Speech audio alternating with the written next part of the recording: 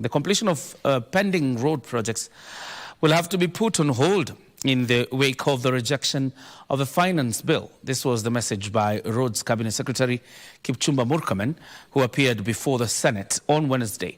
Murkomen told the Senate that his ministry had a pending bill of 165 billion shillings that requires to be paid to pave way for the works on the roads. This, as the Prime Cabinet Secretary and the CS for Foreign Affairs and Diaspora Affairs, MUSALIA MUDAVADI, revealed that 316 Kenyans had died while working in Gulf states for the last 1.5 years. Thank you very much, Mr. Speaker. While responding to questions from senators regarding the delay in completion of road construction projects, Roads and Transport Cabinet Secretary KIPCHUMBA Murkomen cited limited funds in the wake of budgetary changes. For the 2 years I've been in office, in terms of budget allocation and disbursement, the actual money that came to the ministry to chase the road portfolio of 150 billion then was only about 50 billion. And Mr. Speaker, when the 50 billion was paid, of course the contractors incurred another pending bill. That moved it to, again, 165 billion. The CS, in absolving himself of any blame, noted there is need for drastic changes.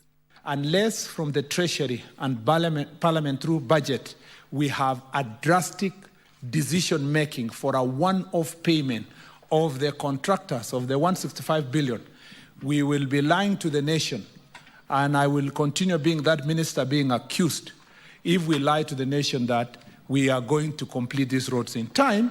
He said a total of 37 billion is required to restore roads damaged by floods, which would have been catered for in the enhanced roads maintenance levy. We have tried to behave like an African father who does not want to tell his children the exact state of his pocket, in the hope that in the fullness of time, you will get something and you will satisfy your children. Unfortunately, the impatience of your children can easily eat you because you've been trying to hide the truth of what it is. I have decided, Mr. Speaker, that we lay it bare so that the people of Kenya know the state of their infrastructure, the state of their accounts, their budgets, so that then they will know whether they will be ready to make sacrifices in other sectors to complete the roads. Meanwhile, CS for Foreign and Diaspora Affairs, MUSALIA MUDAVADI, informed the House that a total of 316 Kenyans have lost their lives in the Gulf states, even as he indicated that not all Kenyans register with the country's missions.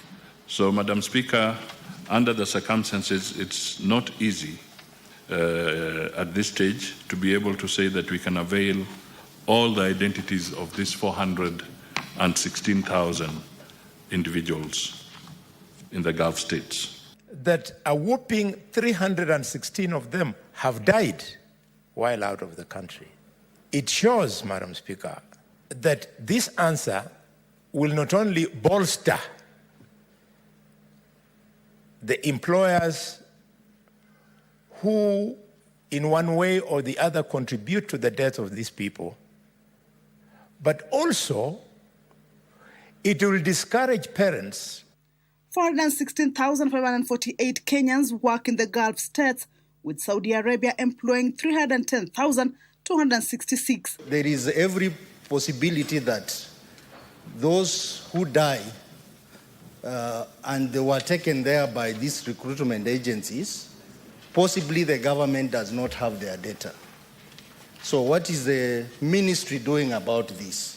The issue of unregistered and unscrupulous recruitment agency.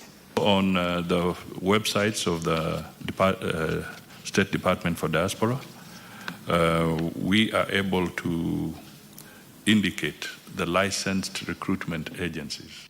Qatar has 66,025 Kenyans, with UAE employing 23,000, Bahrain, Oman and Kuwait employing 8,000, 5,000 and 3,000 respectively.